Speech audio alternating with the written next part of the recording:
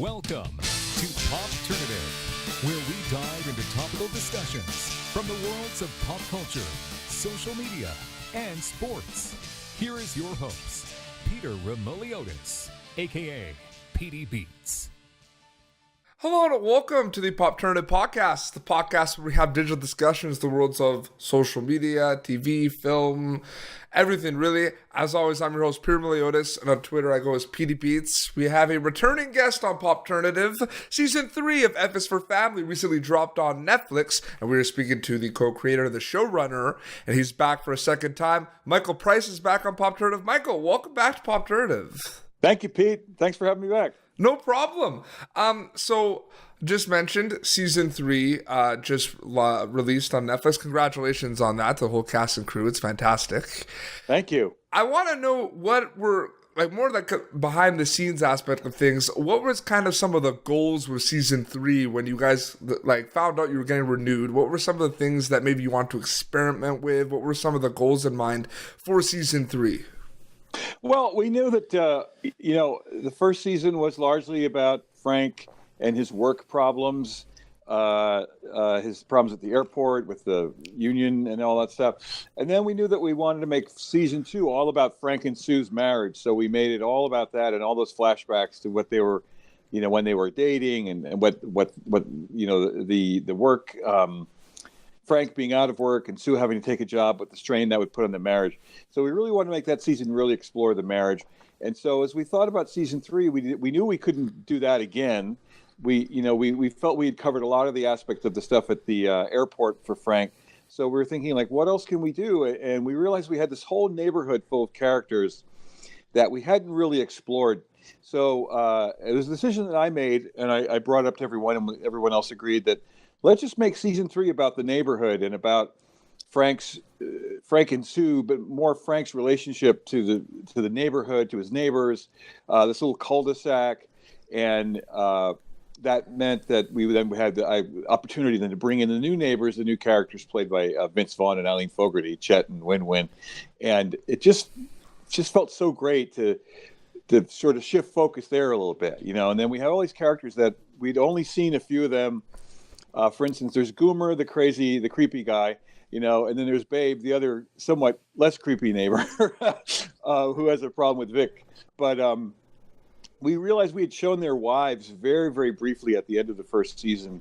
And we're like, well, what's their family like? So we were able to build it out and create these new characters like Goomer's wife, Evelyn, also voiced by Eileen, who does Win-Win, and Babe's wife, Marie, and then we have Babe's mother, grandmother, and Anthony, Philip's little brother. It was just so much fun to sort of build out the neighborhood this year. So that was the focus of it all along. For sure. So, ensemble cast, is it safe to say that that's kind of the direction that television shows are going in the last couple of years? More characters, more stories, kind of seeing people that you haven't seen maybe in episode 2, but they're back in episode 8. Do you think that's a trend in TV, Michael?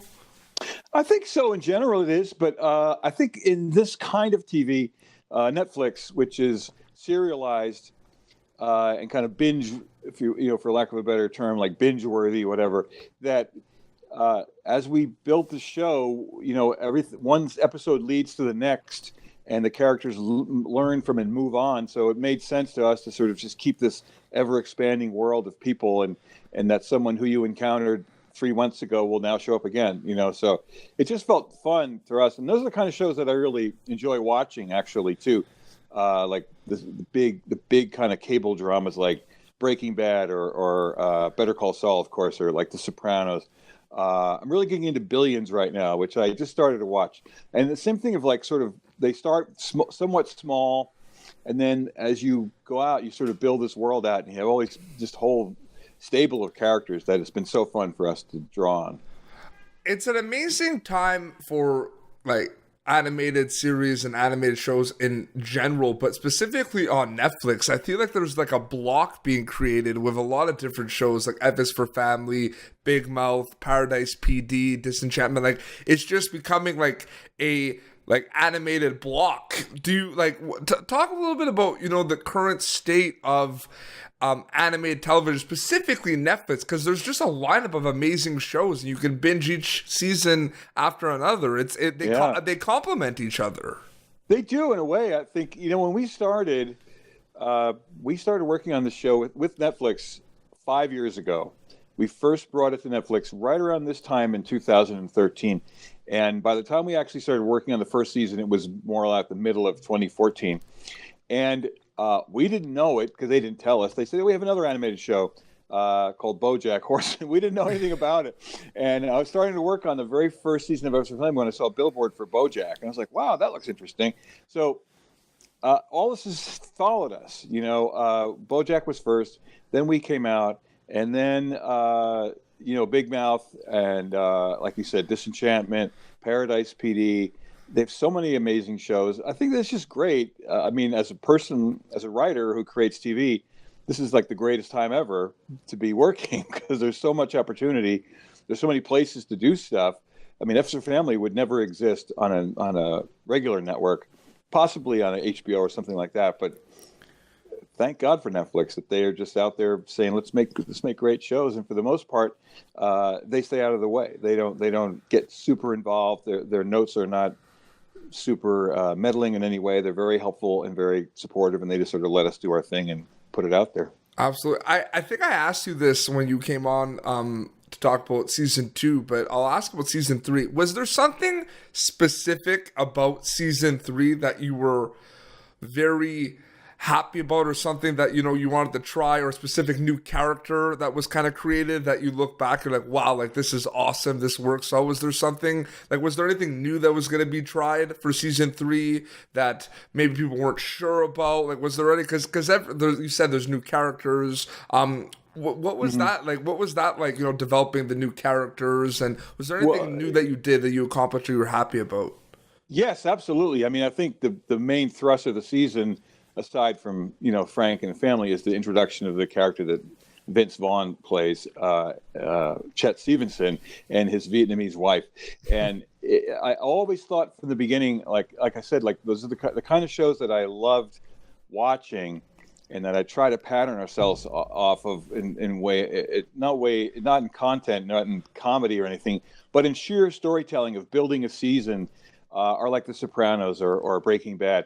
So I often almost kind of thought of Chet almost like when the Sopranos season would start, and you'd introduce that new character. Like in season 2 of Sopranos, is a guy named Richie Aprile, who became kind of like, they call him like the big bad. It's like a TV writer term, I guess.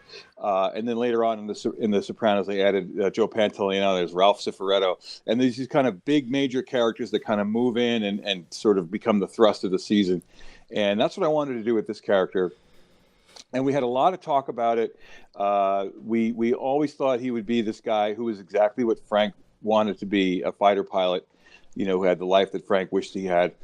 And then as we talked about it, we really spent a lot of time developing this character. And before Vince even got to play it, we asked him to play it, and he said yes, thank God. But we talked about it, and one of the other writers, David Richardson, grew up in the Phoenix area, where he had I think there was an Air Force base near where he grew up. So there were a lot of men like that, like guys who came back from Vietnam with Vietnamese wives. So he said he should have a Vietnamese wife. So we're like, oh my God, that's really great. And then we hit on the idea of her, Win-Win, as this sort of innocent person who was plucked from, the middle of a burning village and thrown into the middle of, suburbia, and what that would be like. And it just took off from there. And then as we got Vince involved, he was able to find such interesting shadings of the character. And we didn't want to make him just, for anyone who hasn't seen, I don't want to spoil anything, but, he starts out a certain way. And then by the end of the season, he turns a little bit, and you find out that he's been changed by his war experiences. And he's not exactly who you thought he was when you first saw him. But we wanted to make him not just like a villain, so all of our characters, even the ones that are the most kind of extreme, the most exaggerated, the most stereotypical in a way, we always see them as real people, and we try to find the shades in them that make them not just black and white and things like that. So judging from the response I've seen so far, I think we succeeded, that people really understand who these characters are and feel for them, but also are entertained. Yeah, that's what I was actually going to ask you next. Like, I know it's pretty pretty early, but what has the reception been so far from your end on like social media? Very, very, very positive, through the roof. I mean, I'm a Twitter lurker, so I'll go on Twitter and I'll type in F is for Family on the search bar, and almost literally starting from the moment we came out at midnight, Thursday night into Friday, Los Angeles time. So, in the middle of the night, Friday.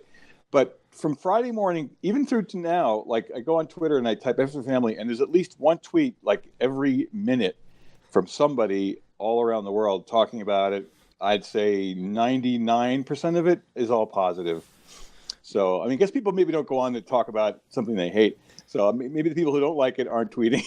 So I don't know. I don't know if that's true. A scientific sample, but it's been very, very positive. I don't know if that's true because you do see a lot of negative stuff on Twitter. I'd say it's sometimes the opposite. Sometimes. That's true. That might be true. Yeah, that's true. No, so I think I've been very, very happy with it. Very happy with it, and they're all picking up little things.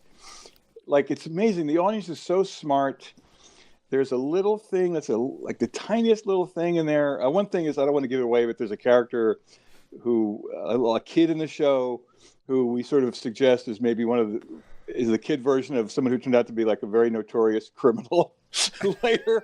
But then there's also a thing where the character of Chet, we created this character, we called him Chet Stevenson, and then we said he'd have a Vietnamese wife, and we wrote the whole part. And then we cast Eileen Fogarty, who is Vietnamese, to play the part. She's a great actress, by the way. She's also on Better Call Saul. She plays Mrs. Wynn, who owns the nail salon at Better Call Saul. So she said, did you know that the word Chet in Vietnamese is the same word as death or die? And I was like, what? And she's like, yes, Chet means die in Vietnamamese. So we wrote this line where Chet talks about how he goes, oh, my wife loves me so much. She's always calling out my name in her sleep. Chet, Chet, Chet, Chet, Chet. So, but people picked that up within I don't know, I want to say 3 hours of the show coming out. We thought, oh, no one will get that, but people will get it. So we have a really smart audience. It's amazing to see. Yeah, no, for sure. This might be a tough question for you to answer but I want to know, do you have a favorite character on F is for Family? Oh my God! Well, there's so many. I'm Team Kevin all the way. By the way, Kevin, I love Kevin. I love Kevin, and Justin Long is so good. He's so great. I would say, the main. There's the main 5 or 6, which are it's Frank, Sue, Bill Burr, Laura Dern, Kevin Long. I mean, Justin Long is Kevin. Haley Reinhart, so great as Bill. Debbie Derryberry, Maureen, and then Sam Rockwell as Vic. They're all great. So I would tend to look at the side characters that we like. So I'd say that the writers really fell in love with Philip over time, Bill's friend Philip, because we liked it. He's an easy voice to imitate. So we'll do him in the writers' room a lot like, oh, what are you doing, Bill? When we're writing for Philip, we're all talking like that. We fell in love with Anthony, who's Philip's little brother, who's played by a great comedian named Al Ducharme. I think this season, my favorite character, though, is the newscaster, Jim Jeffords, who also, no one's picked this up yet on the internet. But he's also the clown. He's also Hobo Jojo, the clown. He just happens to put on his makeup and take off his makeup and become Jim Jeffords. But he turns out to be, I don't know how far you're into the season yet, Pete, but we find some dark shadings of his later in the year. So I really love him, and Phil Hendry does the voice of him, the great, amazing Phil Hendry. But yeah, so my season 3 MVP is probably Jim Jeffords / Hobo Jojo. I mentioned it last time you were on, and it hasn't changed. Kevin is still by a landslide for me personally, Michael, my favorite character. It's not even close. I love him, and we love that I don't want to spoil anything, but he comes to terms with his greatest fear late in the season, his fear of water, and which was really funny because that just, what's so great about the show is that little things will just be kind of throwaway jokes, and then they turn into major things. So I'm trying to remember the thing about the water thing. We brought that up in season 1 as I think a throwaway joke about that he was afraid of water, that he almost drowned or something like that. And then and then it was just a toss away. And then we made it a big thing in season 2, and now it's a huge thing for Kevin in season 3. And there's little things like that for all the characters. No, just his lines when him and Fryer are upset because he's not letting him pursue his dreams of being a being rock star, and like he goes to his own, and he's just like, "You are never getting backstage passes." Yeah, I will say one of my favorite lines for him is it's in episode 8, and I think you may have to do that thing where you know when the show ends and then the credits start and they start throwing the next show up. They did it really nicely for episode 3, because episode 3 ends with this huge, hilarious rant by Chet, Vince's character, that, well, at least when I watched it, they let the credits run all the way through so you could hear it. So there's a similar thing like that for Kevin in episode 8, where he's in a little bit of trouble, and he's leaving a phone message on the voicemail machine. And we let it go on. And our writer's assistant, Sam Stefanik, wrote this whole big monologue for Kevin that's really funny, where Kevin talks about, he goes, they want me to, he's in jail, and he goes, they want my social security number, and he goes, I just said it was 7. He goes, it's just one number, right? So I mean, Kevin is he's so sweet and endearing, because to me he's like this badass, who always calls his dad a dick and a dildo and everything, but he's still like a sweetheart. And he's like a little naive little guy who doesn't quite know how the world works. I'm sorry, I forget. What is the name of the band in season 1 that he really loves? Oh, Shire of Frodo. Yes. So sorry. Yeah, so I still think my favorite moment ever is when you realize that you guys did that really well, by the way, where he, like, the whole episode he wants to go see Shire of Frodo. Him and his friends are all excited, and then you realize that they're the opening act. No, like, you have to understand that, like, because I said it last time too. Like, I used to be in the concert promotion business and small local bands. Like, me and my friends that really hit home, you know what I mean? Yeah. But they get booed, and he's like, they didn't even finish the song. Like, oh man. Like, yeah. Well, I got to tell you, I love all that. I mean, love by which I mean hate all that, like, prog rock stuff, because I remember that from the time, like, being big, like Emerson, Lake and Palmer, and I thought how pompous and ridiculous it was. So when we came up with, we were thinking of a band for Kevin to like. The obvious choice would have been for him to be like into Led Zeppelin or something like that. But I said, no, let's make him into prog rock. So I'm so glad that we did that. Absolutely. One other quick question before we wrap up. And this is just in general. I mean, on season 3, I mean, like, Eva's Family has it all pretty much. It's funny. The writing is amazing. It looks good. It has that feel from, back in the day that people look. I wanted to know, in your opinion, because, you're on season 3, it's getting really, like, it just released, it's getting amazing reception. What do you think are important things, besides the obvious stuff like the writing and the characters, about the recipe of a good series in today's age of television? Boy, I mean, I think it is the writing and the characters, and if it's animation, the look of it, and having a great animation team. So we have an amazing animation team, one part based in Paris, France, Come On Animation, and the other in Montreal, Canada, named Oasis. And we have a really good team here in LA as well. And just, I mean, everyone talks about it's my show, it's Bill. It all came originally from Bill, so he's the greatest, of course. And then I joined in with him, and we created it together. But then you want to assemble like a really good writing staff, because these shows are not written by one or two people. They're written it's a team effort. And we have an amazing writing staff. So I just wanted to say their names, if you don't mind. Absolutely. There's Bill, there's myself, David Richardson, Mark Wilmore, Peter Tibbles, Eric Goldberg, Emily Towers, Henry Gamble, Valerie Vaughn, Joe Haslinga, and Sam Stefanik. And they're the greatest, fun, amazing writers. It's so fun to spend a whole days and days with them. And because everyone collaborates, everyone works on everything all the time. So the finished show is just this kind of like tapestry of everybody's work all put into one. Well, that's amazing. Well, Michael, thank you so much for coming back on Popternative to talk about F is for Family. Thank you, Pete. It's such a pleasure. No, absolutely. Where can people follow you on social media? My Twitter handle, personal, is Mike Price in LA, all one word. And then I also sort of administer the F is for Family Writers Twitter account, which is FIFF Netflix. Perfect. Well, like I said, congratulations on the reception so far, and I know it's going to get bigger and better. So congratulations to you and the cast and the crew and the writers. It's an amazing show, and just congratulations. That's all I can say. Thanks so much, Peter. No problem. Well, this has been Popternative, youtube.com/Popternative for previous episodes. The video episodes, iTunes and Spotify, or wherever you listen to podcasts for the audio only. Until next time, this is Michael Price and Peter Beats signing off. Thank you for tuning in to Popternative. Make sure to check out our past episodes of Popternative on YouTube. Be sure to like Popternative on Facebook and follow us on Twitter. This has been an Autograph Communications production.